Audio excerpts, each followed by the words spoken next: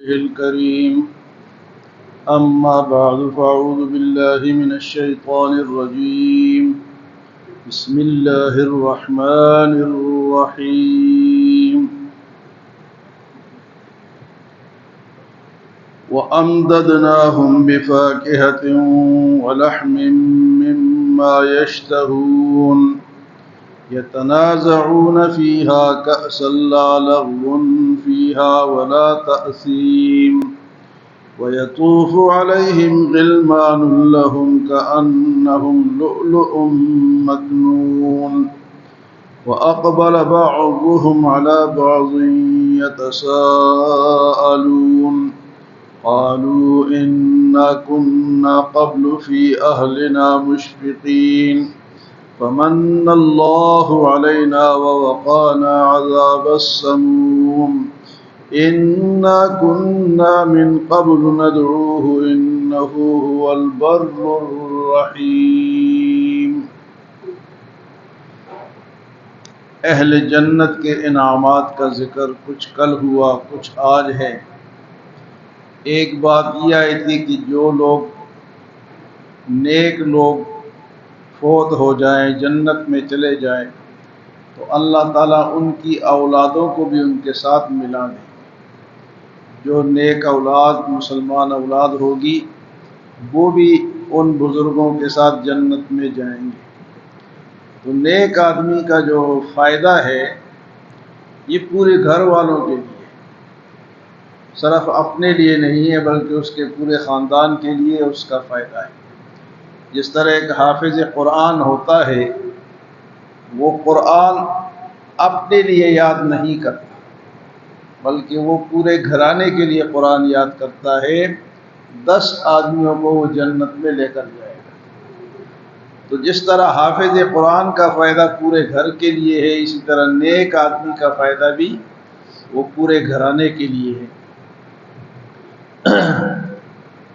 تو فرمایا کہ والذین آمنوا واتبعتهم ذریتهم بإیمان الحقنا بهم ذریتهم وما ألتناهم من عملهم من شيء، اور ان بزرگوں کے ساتھ ان کی اولاد بھی جنت میں ہوگی اور ان کے عمل سے کچھ کم بھی نہیں ہوگا، ان کو بھی پورا بدلہ ملے گا۔ پھر اللہ پاک فرماتے کل امرئ بما کسب رہین، ہر شخص اپنے عمل کے اندر گروی ہے، تو گروی ہو چکا ہے اپنے عمل کے اندر۔ جس طرح ہم کہتے ہیں نا کہ یہ مکان میں نے گروی لے لیا، تو گروی کا مسئلہ یہ ہے کہ ہر بندہ اپنے عمل جو اس نے کیا اس کے اندر وہ پھنسا ہوا ہے۔ اگر برے عمل ہے تو اس کے اندر پھنسا ہوا ہے، اگر نیک عمل ہے تو اس کے اندر وہ ڈوبا ہوا ہے۔ تو گروی لوگ پوچھتے ہیں جی گروی جائز ہے یا نہیں؟ یہ مسئلہ بھی سن لیں کہ گروی صرف اس صورت میں جائز ہے کہ آپ نے ایک مکان کسی کو دے دیا اور اس سے 10 لاکھ روپے لے لیے یا 15 لاکھ یا 20 لاکھ، وہ اس شخص کے پاس آپ کا مکان گروی ہو گیا۔ تو اب یہ جو 10 لاکھ یا 15 لاکھ روپے اس نے دیے ہیں یہ بطور ضمانت کے ہیں کہ جب وہ 10 لاکھ واپس کرے گا تو آپ اس سے مکان واپس لیں گے، اس کا آپ کرایہ وصول نہیں کر سکتے۔ یہ جو کرایہ کہتے ہیں جی 10 لاکھ کا مکان ہے اور 2000 کرایہ ہے، کرایہ کم لیتے ہیں تو کم بھی نہیں لے سکتے، کم لینا بھی جائز ہے، 100 روپے بھی لیں گے تو وہ بھی سود ہوگا۔ تو گروی رکھنا تو جائز ہے لیکن بطور ضمانت، یہ اتنے پیسے آپ نے مجھ سے لے لیے، یہ میرا مکان آپ کے پاس ہے، جس دن پیسے واپس کرو گے اس دن تمہارا مکان تمہیں واپس مل جائے گا۔ اس صورت میں تو گروی جائز ہے، لیکن یہ جو ہم کرتے ہیں کہ گروی رکھ لیا، 50 لاکھ کا مکان ہے، اب یہ 10,000 آپ کرایہ دو، کرایہ تو ویسے 20 بنتا ہے، اب 10 دو، تو یہ غلط ہے، یہ سود ہے، کرایہ آپ نہیں دے سکتے۔ اسی طرح کوئی زمین آپ نے گروی رکھ دی تو اب جو زمین ہے وہ بطور ضمانت، جس دن وہ آپ کے کیا نام ہے پیسے واپس کرے گا آپ اس کی زمین واپس کر دے، بطور ضمانت تو ٹھیک ہے لیکن اس سے فائدہ نہیں اٹھا سکتے۔ تو آگے اللہ پاک فرماتے ہیں کہ ایک تو والدین کے ساتھ اولاد جنت میں جائے گی، دوسرا فرمایا کہ وَأَمْدَدْنَاهُمْ بِفَاكِهَةٍ وَلَحْمٍ مِّمَّا يَشْتَهُونَ، اور ہم اہل جنت کی مدد کریں گے پھلوں سے اور گوشت سے جو انہیں پسند ہوگا، گوشت بھی کھلائیں گے اور پھل بھی۔ وَأَمْدَدْنَاهُمْ بِفَاكِهَةٍ وَلَحْمٍ مِّمَّا يَشْتَهُونَ، گوشت بھی ملے گا، اور آگے صورت واقعہ میں آگے وَلَحْمِ طَيْرٍ مِّمَّا يَشْتَهُونَ، یعنی پرندوں کا گوشت ملے گا۔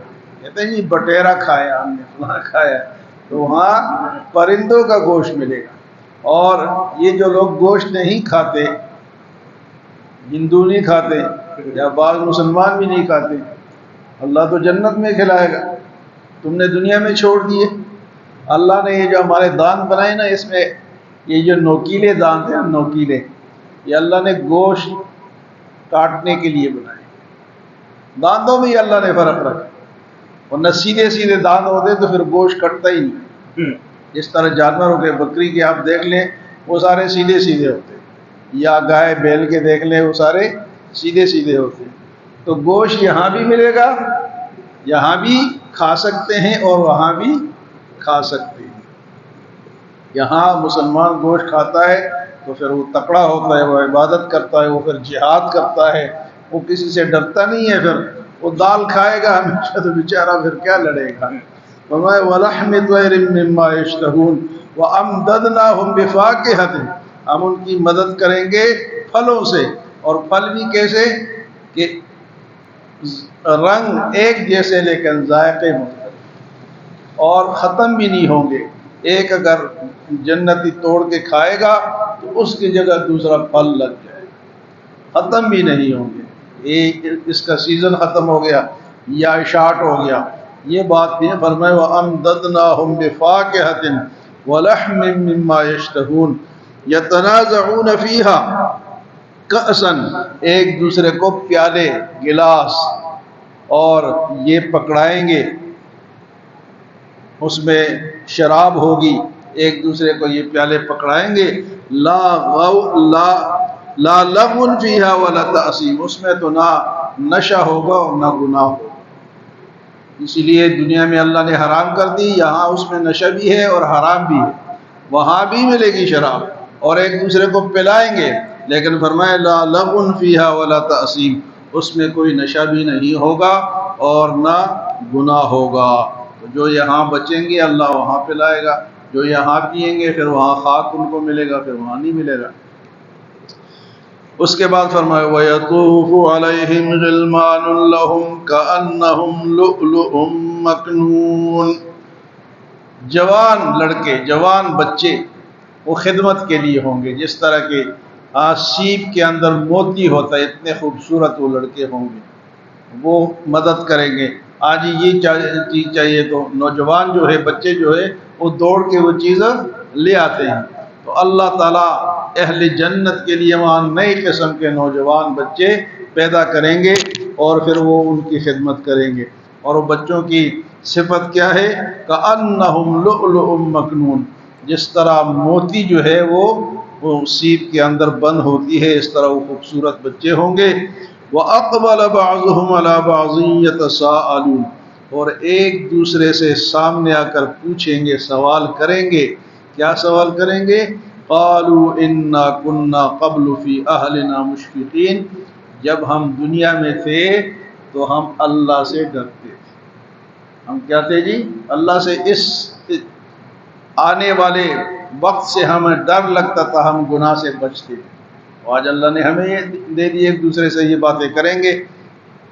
وَأَقْبَلَ بَعْضُهُمْ عَلَى بَعْضٍ يَتَسَاءَلُونَ قَالُوا إِنَّا كُنَّا قَبْلُ فِي أَهْلِنَا مُشْفِقِينَ، ہم اس سے پہلے بھی دنیا میں اپنے گھروں میں بھی رہ کر اللہ سے ڈرتے تھے اور گناہ سے بچتے تھے۔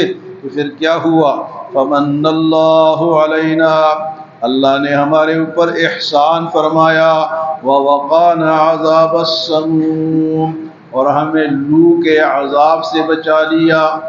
ایسی آگ جس کی لو ہوتی ہے، آگے تک اس کی لو جاتی ہے، تیز جلتی ہے، فرمایا اس عذاب سے اللہ نے ہمیں بچا لیا، کیونکہ ہم دنیا میں ڈرتے تھے کہ اللہ کے پاس جانا ہے، سوال و جواب ہونا ہے، تو اس لیے اللہ نے فمن اللہ علینا، اللہ نے ہمارے اوپر احسان فرمایا، ووقانا عذاب السموم، اور آج اللہ نے ہمیں اس لو والے عذاب سے محفوظ فرمایا۔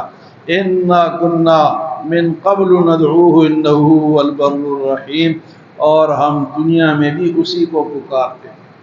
انا کنا ندعوه من قبل، دنیا میں کس سے مدد مانگتے تھے؟ اللہ سے، تو ہم کس سے مانگتے ہیں؟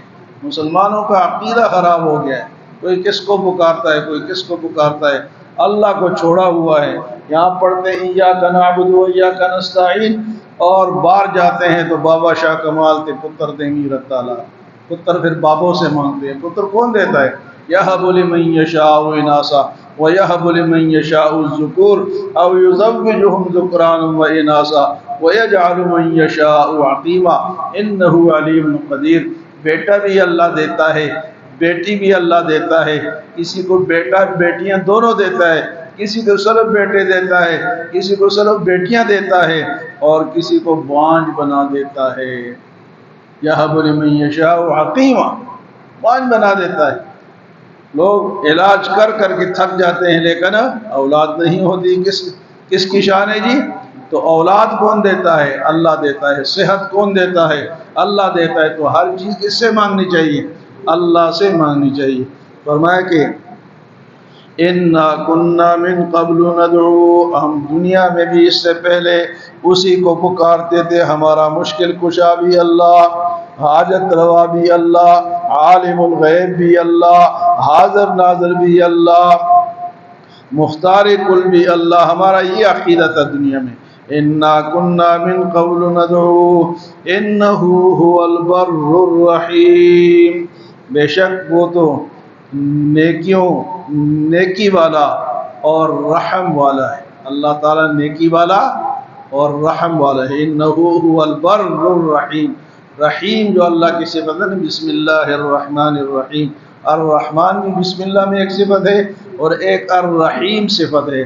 تو الرحیم کی جو صفت ہے وہ قیامت میں صرف مسلمانوں کو یہ حاصل ہوگی، اور اس کا مطلب ہے کہ وہاں اللہ ہمیں بچائیں گے۔ الرحمن کی صفت سب کے لیے ہے، دنیا میں کافر کھائیں، گناہ گار کھائے، چھوٹا کھائے، برا کھائے، سب کے لیے الرحمن کی صفت جاری ہے، لیکن الرحیم کی صفت صرف قیامت کے دن ہمیں اللہ تعالیٰ عطا فرمائیں گے۔ اللہ ہمیں عمل اور سمجھ کی توفیق عطا فرمائے۔